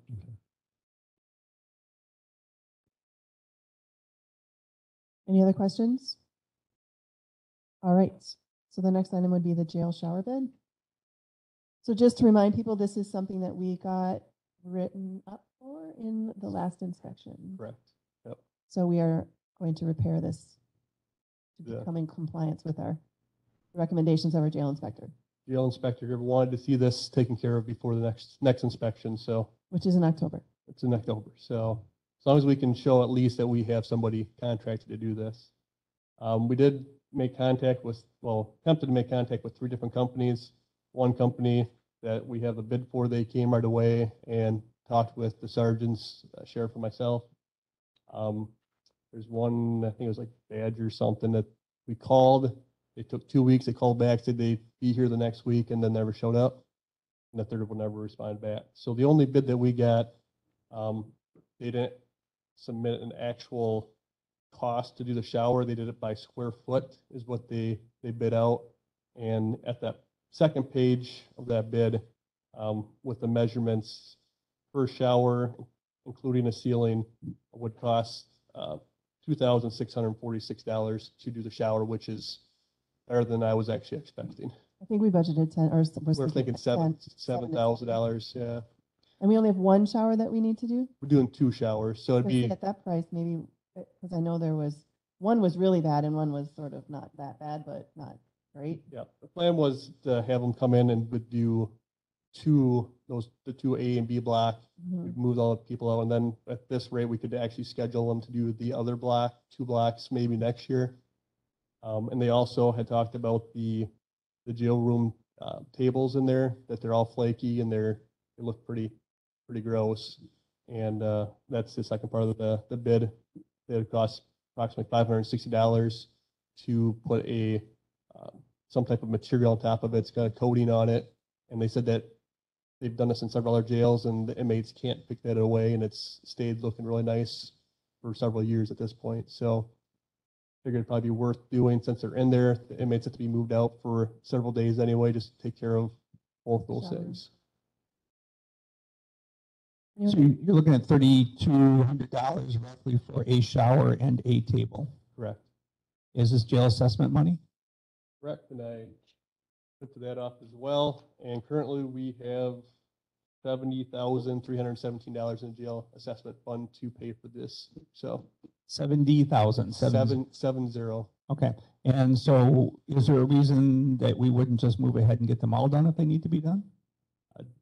She didn't make any recommendations to the other 2. I think it needs to be done. I just think with our current numbers, You only trying do 2 at a to time. only do 2 at a time. But And then move right into the next 2? I mean, we could definitely look at doing more than 2 once they get these first 2 blocks done. I'm just thinking that with prices the way they are, we can contract and get some Well, prices. he says right in here, though, due to volatility of raw Oh, okay, I materials, didn't see that. material costs may increase and may be difficult to source. So that could go up or Could go down. up or down. Right, Well, okay. hopefully only- Hopefully it stays where it's at, but Are we looking for a motion for approval on this? Yes. I would so move to And- do A and B block, including the tables. Showers. and tables. sorry, before you go too far, I like your idea as far as doing more than 2 showers. So I mean, would you like maybe in the motion approve 2 showers and possibly the addition of other I blocks? would add that in, so we have As A, B, needed. C, and D. What about the Hubers and E block?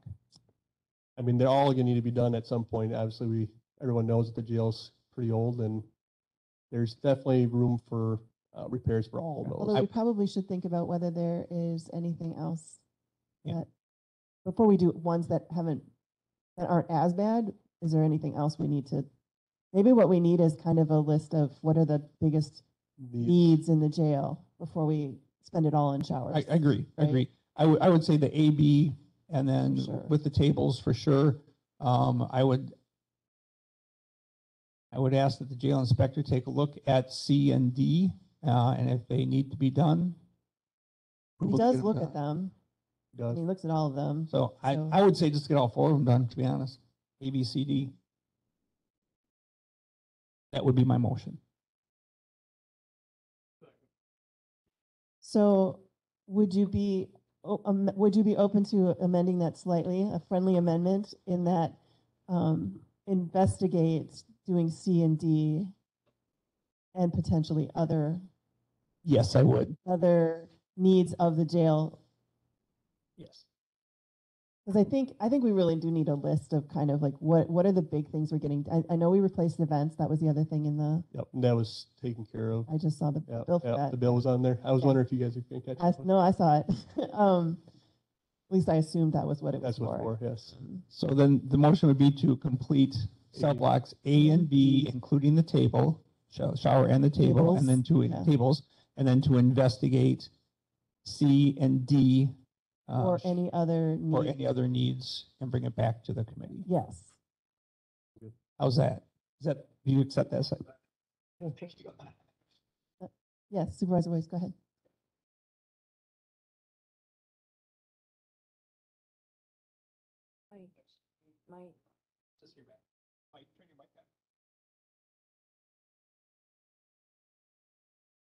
So, couldn't, I'd prefer to see the word prioritize to see if there's more important things than C and D showers.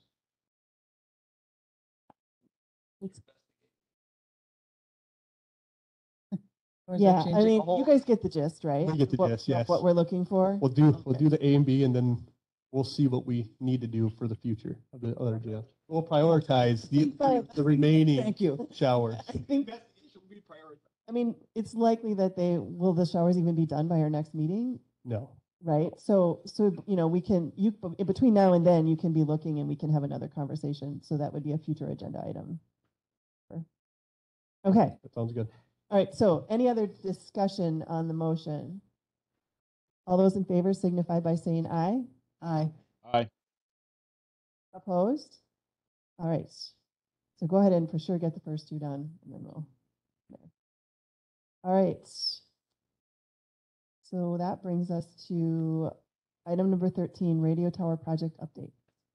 Approval of phase 4 of the radio project. That would be the True North phase 4.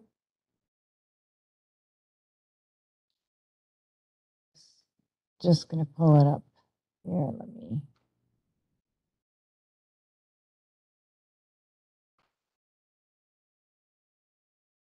So we are ready to start moving to phase 4 with True North. And there are a couple of things that we have to address. The first one, yeah, is the contract with True North for their services. They will be monitoring all of the civil work. Second here, you can't see what I'm struggling with, but there's definitely a struggle. Here we go. They'll be monitoring the civil work, the site acquisition for the new towers, also the tower construction, all of those things as we work through this. So those are things that we don't have the skill set or the ability to do as we move through this project. The total for this cost is $196,000. That would be included in the 8.2, try again, million that we have borrowed. It was included in that money.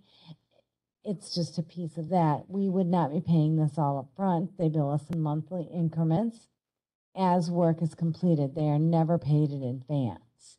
So this is, we also, just to note, Mike, we just finished using up phase 1 money as we enter phase 3. They have been excellent to work with. They've not overbilled us. They're just very reasonable, and I guess I'm really impressed with them. So I know that this seems like a large number, but they've been frugal with the money of the county. And this will get us through the entire project. Yep, this is finishing the implementation of the radio tower project. This would obviously have to go to county board because of the size of the contract. So we're, as a radio tower, did he finish? Do we have a contract ready for county board? That's the thing? next item. Okay. So there'll be 2 contracts coming forward. One would be for the radio tower vendor. So that's the vendor that's going to be getting all the equipment, and it's not the civils. We have not contracted with a civil engineer to do the tower assessments. That's a separate, it's all separate pieces. So I guess what I'm trying to say is, so the radio tower, we're borrowing 8.5 million, but within that, there's going to be several different pieces. So one is True North with the 196,000. One will be the radio tower vendor. One will be the civil engineering costs. I think those are the big ones, really. Mm-hmm. So we'll be approving multiple contracts to accomplish this project, I guess is my point. It's a little confusing to me because I sort of feel like, you borrow the 8.5 million and then you pay it to one person to get the job done, but that's not what's happening here. So I would agree with what Ms. Scott has stated, that True North has done a very, very good job of working their way through this project. and only billing us for exactly what work they do there. So some consultants, I know you probably heard Supervisor Murphy Lopez, his problem with whenever we bring up contracts for consultants, he would like to see hourly rates instead of just a flat fee. And that's exactly what they are charging, a flat fee, but they've only been charged. So like, for example, like what she just said, we gave them a certain amount of money for phase 1 and they didn't spend it all. So then they used that money to continue into phase 2 and phase 3. So I have full confidence that the same will happen as we move through this project. They will bill us for hours actually worked. So I think what we're looking for is a motion to approve this contract here to send it on to county board. A motion by McKee, second by Frank. Discussion? Right. All right. All those in favor signify by saying aye. Aye. Aye. Opposed? All right. That has been approved. So then we come to the next one, which is our radio tower. And these are not in our iPads. They should, if you refresh your packet, It should be in there now. it's in there now. So this is the contract with GenCom, and Attorney Wendell has reviewed it, has no concerns. The other piece that the reason it took so long to get to the contract is we had to agree on payment terms. What was in their initial contract wasn't acceptable. There were adjustments that had to be made. So the last email, and I know I just forwarded this to you yesterday, Chair, bear with me while I pull that email back up. I thought I had it on my screen. Reads, I've worked with GenCom and developed the following payment milestone process.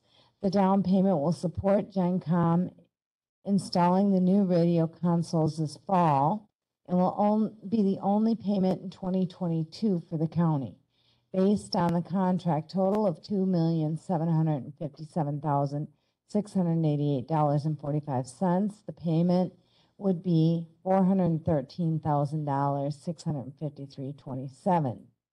The reason that amount is important is we are going to bankroll that amount. We're not going to start the borrowing. At least that's what we think is going We're to happen. hoping. We're going to put off borrowing because we have 18 months from the time we borrow to spend all of the money. We're going to be pushed to do that if we pay this $413,000 now to the completion of the project. 18 months is a very narrow window. It is. So, and the other good part about not borrowing the money right now is being able to pay this $413,000 out of our own funds before we borrow gives us time to get the civil engineering done so that we will then know, do we need another tower or do we not need another tower, which is really the only unknown left is for sure how many towers are we going to need and how many, and it will also give us a chance to verify that we can use the towers that we think we can use. So this would buy us the time before we borrow so that we could, when we go to borrow, we will actually know much more accurately how much we need to borrow. So, but we do need to approve this contract. And once we approve this contract, we are on the hook. We are going, they're going to move forward and they're going to start this plan before we've actually borrowed the money. So this will lock us into having to borrow the money. And so the county board is going to need to make sure that everyone understands that once we approve this contract, we are saying that we are committing to doing this project. Because if you'll remember, we did the initial 3/4 vote to allow us to go ahead and borrow, but we haven't actually borrowed the money. We have to do another county board resolution and vote with 50%, 51% probably, approving it. So there's always that chance that the county board could say, no, we're not going to fund it when we do the second round. So we do want to make sure that people understand that once we approve this contract and it passes, we will have to borrow. They have to let it pass when it comes to that second one, but we want to wait until we have a really solid number. So I would think we would be borrowing probably in January or February. And then that 18-month window starts. So we're already several months into the project, and that's how we can get to our 24 months for project completion. Am I confusing? No, Okay. I'm. Your face looks like I was. No, I got what you were saying. I guess in the discussion I'm hearing the new radio council is going to handle all the jail doors and things like that. Is that already in the process of being worked on then? Or are we waiting for this? So once we approve this, then the radio contract, the first thing they're going to focus on is the councils, because we're worried that something might happen, which we don't want to talk about. But we're worried they've had some issues again lately. So we are very we've been very clear with the radio vendors that the councils come first. And by giving this $413,000, we are enabling them to go ahead and get those installed and get that done, while we're still also working on civils and things like that for figuring out the radio tower situation, how many towers we need. Is that all making sense? I'll make a motion to approve the contract. All right, a motion by Anish, second by Frank. Did you have a comment? Yeah, I'm just curious, when is the civil engineering starting? When will the civil engineering process start? Identifying to make sure what towers we're going to need, everything. We do it. I don't know, it's probably after the approval of this then? Right, we'll be doing that concurrent with the installation of they'll start right away. But we don't have to pay. So why are we not having a contract for a civil engineer? Well, Are we bringing that? there's steps. We haven't even hired a civil engineer. Right. So what starts is he will then start to procure the civil Civil engineer. But we haven't even gotten to that step. So that'll be the first step. So And we're probably 4 months out before you even get one hired? before they're here. Okay, So then we still won't know when we go to borrow. that was going to be That's my, my question. I didn't see when we had that conversation. No, Mike sent it this Okay, morning. that's fine. But when we had the conversation the other day, that wasn't I don't think we're gonna have those civil engineering costs until March, was where I took it from, that there was no way we were gonna get that until then.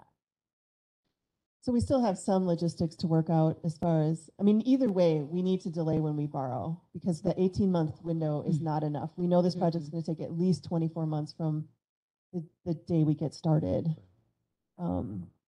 which we're hoping will be September if we approve this in August. Yes. So we get started in September.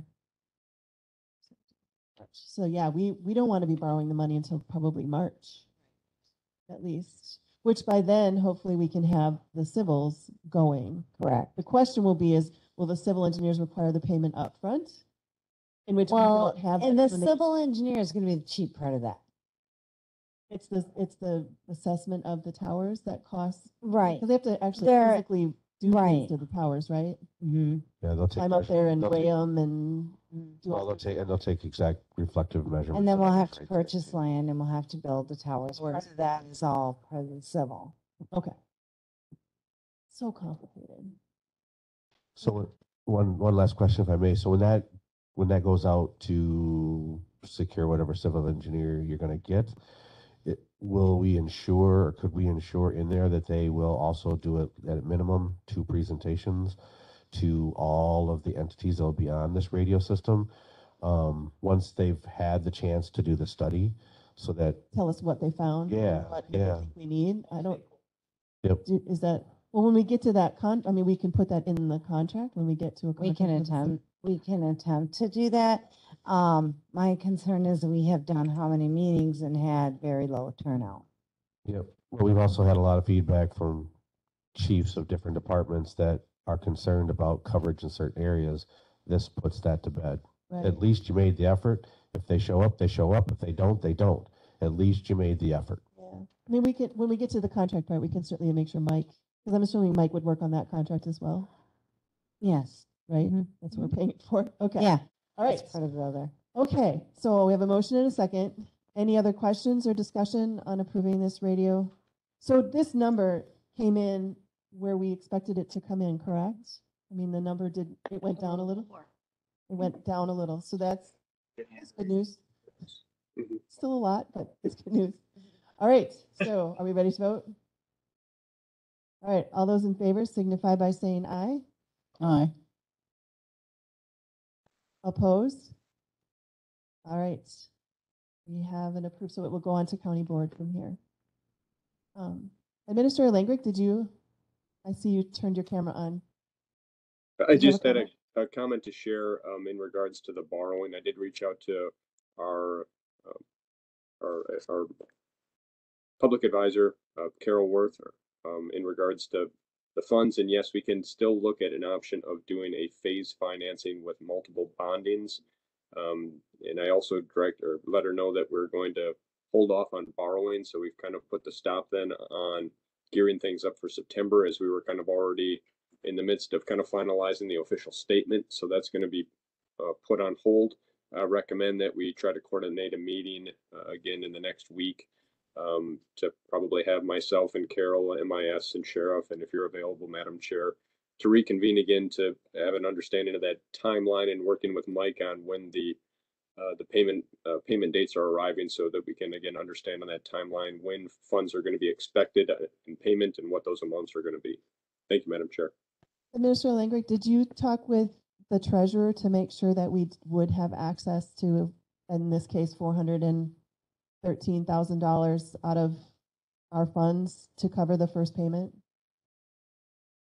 And actually, there was another 50,000, if you looked in that email, that would be before the borrowing. So it would be 490,000 or whatever. Yeah, Like and 500,000. if we have to pay for the wiring, there's another 300,000. I mean, so it's 700,000, which is what we always anticipated. Mm-hmm. Right. So did you confirm that we would have access to that kind of upfront funding, knowing that it's going to get paid back by the borrowed funds? Jeff, with our liquidity on that, I know we were talking about doing a PMA investments with tying up some of our liquidity, but $700,000 in a time frame between we would be in like an October beginning projects, and again, not knowing exactly what the timeline on when those costs are, would be October to March and floating that much. Jeff, are you on? Can you hear me? Yep, I can hear you. Yes. Yep, we can hear you. Yeah, I know we had initially touched base in the 400,000, and I was comfortable with that. I think we should be okay with the 300. We are maintaining around $11,000 in liquid funds between the LGIP and PMA, even after we move forward with the investment strategy. So, Did you mean 11 million? You said yeah, 11,000. yeah, 11 million. Sorry, those are 11,000 might not just touch missing a it. couple zeros, but yeah, I would be comfortable with that. We should be okay. All right, thank you. That's very helpful. Okay, did we vote? No, we did, right? Okay. All right. So we will need to make sure that I'll try to maybe put out some kind of summary for county board members to help them understand before these contracts hit exactly what's happening, because it is a little confusing how it's in pieces, and helping them understand our expectations of that we're delaying the borrowing so that we can get more information for them, so we know exactly how much we need to borrow. But that means we're covering it. So I'll write something up so that we have something for everyone to understand what's going on. All right, so that brings us to item 14, mapping radio system and squad updates. I thought we did both of them. The 196. Those are both. Yep. So on your iPads, there's item 14, 2022 squad assignments. Essentially just telling us how many. 1, 2, 3, 4, 6. One's a backup. 2 are backup. You have the backup K9 squad, and you have the backup squad that has been just sitting out a lot, kind of just sitting there in case the squad goes down from an accident or something. Yep. So really, we only have a couple squads that are in use. I think we have 3 squads in use over 100,000 miles right now. And how many squads are in the 2023 borrowing, short-term borrowing? 2, right? 2. And we have talked to Cole Muller from Philback, and he advised that the 1 squad's been built and that they're still waiting to figure out where the other squad's at. This is the 2022, the ones that we're supposed to have, yeah. Already gotten. Yes. So. Being built as in it's still at the Ford factory, being literally built, not built with your equipment. Correct. Okay. All righty. Anyone have questions on squads? I could mention 14 under mapping, there is the GIS grant that just came out too, and that, excuse me, I think that one's due in October, and that will handle the mapping information for the EZNet and for the 911. And it will include staff too. So there's an item in So- there to look at and review, make sure we're covering it. Have you guys thought, I mean, I've seen some email exchanges where we've talked about it, but is anyone actually working on that grant? Who would that be? That grant goes through the LIO, Land Information Office. It's specifically sent to them, and that's going to have to be a collaboration with the LIO and the PSAP. Except that our land information person is retired. That is why this needs to be 2 looked at weeks. pretty quick. 3 weeks? Well, and Mike can handle it also, but it goes through that office. Shaking your head. I don't think it has to go through them. Maybe if I'm wrong, it does, but it looked like it came, because I had it sent to me. Right, so the grant goes through the LIO office. It can be used for many other things, but that is the chain that it goes through, that they can use it for other things and So work. they're with it. the, That's- they're the department that submits the grant, and the money would come to that department, and then they Yeah. could allocate it out to other departments, like the Exactly. sheriff So they'll department be for training the They would dispatch. monitor it and Right, so on. exactly, yeah. So that still brings us back to the question of who writes the grant. Well, We don't have, that was my email to you guys, was we just don't have the capacity right now. We've got a new EM building going on. We've So- got too much going on for us to Can take you, it on. can you work with me? Absolutely. You, Supervisor Frank. Absolutely. Can we work together and see what we can put together, and then We can try to get someone to sit with you. I mean, either myself or Claire. And sit down? maybe, and- maybe, When is it? maybe a new lieutenant position. I believe it was middle of October. I can pull it up, but this goes in conjunction with the PSAP grant. They are working hand in hand. If you're doing one, if you're going to do both, you have to have letters of agreement back and forth between them, and some of the other items. That's why we had to mentioned about. designate ours as the only piece of. Yes, that was the step. And then in talking with Darren about the COOP plan, making sure we have those documentations ready for that also. Yeah, and if I may, I mean, other counties incorporate their emergency managers into these programs. Have fun and- So it goes through e-grants system, correct? This one will not go through e-grants. All right. So either way, I'm more than willing to participate and work on this. I mean, Okay. it is kind of what emergency management does, is grant If you administration. want to take the lead, I would be more than happy, because I don't feel like I have the expertise. I'm just volunteering because I can do the man hours. Yeah, whatever capacity I need to do. Okay, we need to set up a meeting So with the three of us to start out. coordinate and and the set up front something. Yeah, end, throw the sheriff's department throw for, Send myself on there. and Barb, whoever, yeah, okay. I still need to be a part of it because we have all the data for the stuff that needs to go into it. Like funding, what you're gonna need and those kinds of things. Sounds good. Okay. So And I don't know, Clint is still on, Administrator Langrick's still on. I know he had talked about doing a collaborative project with this, so we will make that happen. okay. All right. We'll get something figured out. At least get it moving. I mean, we might pass it off to the relevant parties at some point for input and whatever, but Yeah. at this point, okay. All right. Oh, no, I lost my. There it is. All right. So that brings us to item number 15, personnel update. Well, many of the members were at our lieutenant interviews on Tuesday. Sheriff Porter still has not made a decision on who he was going to promote that position, but I'm sure that'll probably come down next week some point. As most of you guys also probably know, we are now one jailer dispatcher short due to an incident that happened in our facility.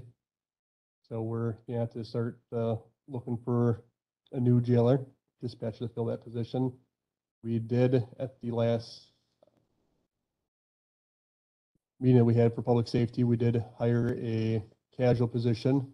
So hopefully that'll eliminate some of that overtime and stress to the jail dispatch. She is going to be probably starting on Monday, doing some training with the day shift. So, and we'll continue to Are you opening up hiring then? We will have to, yes, eventually. I'm not sure if we should Yeah, get you gotta approval. wait. Well, you probably have to. So the position, I mean, the person is still employed Nope. by our county? No, they They were- gave us a letter of resignation Oh, so we can fill the position. and be filled. Okay, so I'm assuming you'll be contacting us if we need to do interviews, or did we approve and someone from the last list that could potentially fill? I think we're gonna have to open up the list You again. reckon? Okay, I thought so, but I couldn't remember for sure. Okay. All right, any other questions on personnel updates? Future agenda items. Supervisor Severson, the last time you had, how was the wording? Do you remember, Amber, on what his future agenda item was? Something about personnel.